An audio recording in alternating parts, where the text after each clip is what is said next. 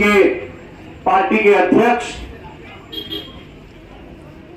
यहां के युवा मोर्चा के प्रदेश अध्यक्ष, यहां के युवा मोर्चा के प्रभारी अनमोल जी, इस कार्यक्रम में सम्मिलित हुए लद्दाख के भारतीय जनता पार्टी के सभी वरिष्ठ नेतागण और कारगिल के कोने कोने से आए हुए कारगिल के भाई और बहनों, आप सबको कारगिल विजय दिवस के इस ऐतिहासिक अवसर पर आप सबको युवा मोर्चा की ओर से, भारतीय जनता पार्टी की ओर से, माननीय प्रधानमंत्री नरेंद्र मोदी जी की ओर से आप सबको हृदय से बहुत बहुत अभिनंदन, धन्यवाद और प्रणाम। साथियों, कारगिल देशभक्तों का भूमि है। जैसे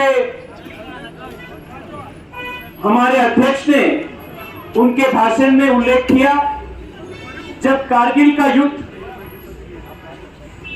शुरू नहीं हुआ था, जब पाकिस्तान से घुसपैठी, Pakistani sponsored terrorists, Pakistani army के जवान भारत में इन्फिल्ट्रेट करने के लिए जब यहां के पहाड़ों में घुस रहे थे, तब भारतीय सेना को इसके बारे में जानकारी और चेतावनी कारगिल के और शेपर्स ने वो दिए थे।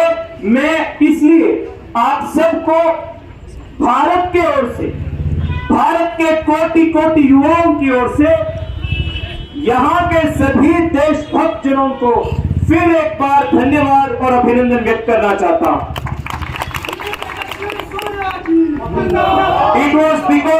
It was because of you that the Indian Army got a head start. It was because of the shepherds and the tribes of Kargil that Indian Army got a head start and information about the infiltration from Pakistan. साथियों, आज नरेंद्र मोदी जी के नेतृत्व में पूरे देश और खासतौर पे लद्दाख विकास के पथ पर आगे बढ़ रहा है। जब तक आर्टिकल 370 लागू था, तब कश्मीर, जम्मू और लद्दाख तीनों प्रदेशों का बहुत नुकसान हुआ था। कश्मीर में जो प्रशासन था, वो प्रशासन लद्दाख को और लद्दाख के हर आकांक्षा को नेग्लेक्ट किया था, और उस वजह से पिछले 70 साल तक विकास जिस रूप से यहां होना आवश्यक था, वो नहीं हुआ। मैं बेंगलुरु से आता हूं।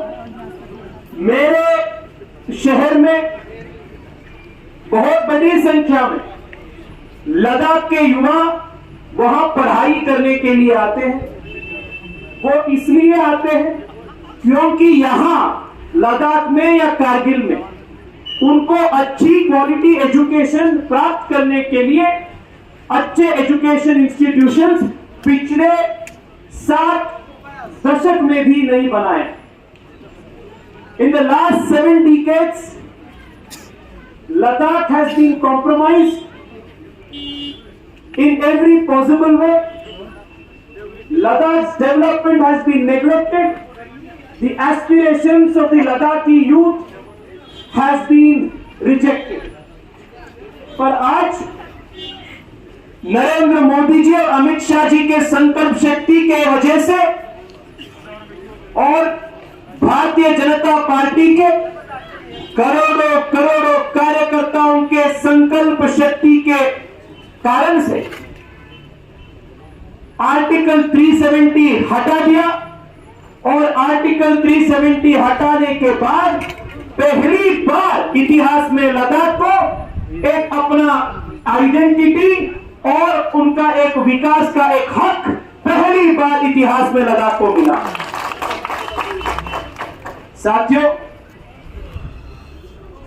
जैसे हमारे वरिष्ठ नेता ने सिविल एविएशन के मांग, यहाँ के एजुकेशनल राइट्स की मांग, इंफ्रास्ट्रक्चर डेवलपमेंट के बारे में उन्होंने मांग किया, मैं आप सबको आश्वस्त करना चाहता हूं कि युवा मोर्चा के पूरे टोली जो देश के कोने कोने से आया है, हम इस कार्यक्रम कल परसों समाप्त करने के बाद जब इस देश के शीर्ष नेतृत्व को हम मिलेंगे, तब हम बिल्कुल और 100% आप सभी के आकांक्षाओं को वहां हम दर्ज करेंगे, व्यक्त करेंगे। And you can be rest assured, you can be rest assured, पूर्ण रूप से मैं विश्वास दिलाना चाहता हूं आपको, कोने कोने में पहली बार इलेक्ट्रिसिटी का कनेक्शन लगना शुरू हो चुका है। जहां यूनिवर्सिटीज नहीं था, वहां यूनिवर्सिटीज का स्थापना शुरू हो चुका है। जहां एयरपोर्ट्स आजादी के 70 साल के बाद भी नहीं था, वैसे जगह में भी आज उड़ान स्कीम के तहत नए एयरपोर्ट्स का स्थापना शुरू हुआ है। हर प्रकार के डेवलपमेंट आज देश में कोने कोने में भी हो रहा है। मैं आप सब लोगों को वादा देना चाहता हूं, आने वाले 5 साल के अंदर अंदर लद्दाख में पिछले 75 साल में जो विकास नहीं हुआ था, उससे अधिक विकास आने वाले 5 साल में होगा, नरेंद्र मोदी जी का नेतृत्व में होगा।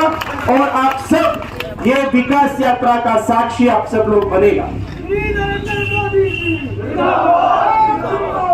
साथियों, आज हमें यहां से कारगिल विजय दिवस के अवसर पर द्रास के मेमोरियल पे हम सब लोगों को जाना है। वहां से शाम से पहले श्रीनगर भी हमको पहुंचना है, इसलिए ज्यादा समय ना लेते हुए मैं आप सब लोगों को फिर एक बार अभिनंदन करता हूं, धन्यवाद करता हूं। और सिर्फ आखिरी में एक बात आप सबसे दिलाना चाहता हूं, याद दिलाना चाहता हूं। साथियों, कल जब हम आर्मी के एक वरिष्ठ अधिकारी से हम बात कर रहे थे, हमारे कार्यकर्ता उनसे एक प्रश्न पूछा, सर आर्मी, भारत का आर्मी कितना मजबूत है? वरिष्ठ अधिकारी ने एक बहुत अच्छा जवाब दिया। उन्होंने बोला, देश के आर्मी, देश के जनता कितना मजबूत होते हैं, उतना ही मजबूत देश का आर्मी होता है, क्योंकि आर्मी लोगों के बीच में से आता है। हम कारगिल के युद्ध इसलिए हम जीत पाए क्योंकि तब कारगिल के दूर दराज इलाके में भी जो कारगिल के इस इलाके के जो देशभक्त नौजवान थे, बैल बकरी संभालने का काम जो कर रहा था, ऐसे नौजवान भी देश के प्रति इतना कमिटेड थे कि जब उनको पाकिस्तानी घुसपैठियों का, उनके बारे में उनको खबर मिला, तुरंत भारतीय आर्मी को, सेना को उन्होंने चेतावनी दी और नोटिस दिया। We have won the Kargil war because the great patriotic people of Kargil, they stood with the Indian Army। और मुझे पूर्ण विश्वास है कि आज के पीढ़ी के कारगिल के युवा भी उतना ही प्रतिबद्धता से, उतना ही देशभक्ति से भारत के प्रति काम करेगा, भारत के प्रति उनका निष्ठा व्यक्त करेगा हर समय हर मौका पर। इसी आशा व्यक्त करते हुए मैं आप सभी को इतना भव्य स्वागत के लिए युवा मोर्चा के हर कार्यकर्ता के ओर से आपको हृदय से बहुत बहुत धन्यवाद नमस्कार, प्रणाम, भारत माता की।